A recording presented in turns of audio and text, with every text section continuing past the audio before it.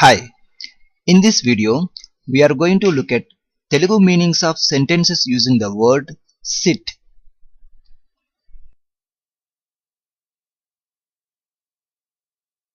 Please sit here means దయచేసి ఇక్కడ కూర్చోండి.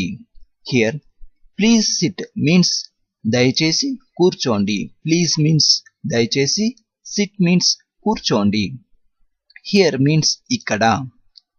Sit here means కూర్చో. This is without respect. Please sit here means కూర్చోండి. This is with respect. Sit up straight means తిన్నగా కూర్చో. Straight means తిన్నగా. May I sit next to you means నేను మీ ప్రక్కన కూర్చోనా. Here may I sit means నేను కూర్చోనా. Next means ప్రక్కన. Next to you means మీ ప్రక్కన. Sit wherever you like means నీకు ఎక్కడైతే ఇష్టమో అక్కడ కూర్చో. Here sit means కూర్చో. Wherever you like means ఎక్కడైతే ఇష్టమో అక్కడ.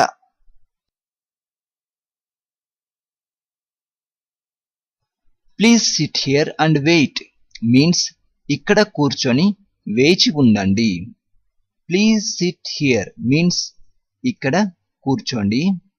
Please sit here and wait means ఇక్కడ కూర్చొని వేచి ఉండండి. Wait means వేచి ఉండండి. Actually wait means వేచి ఉండు.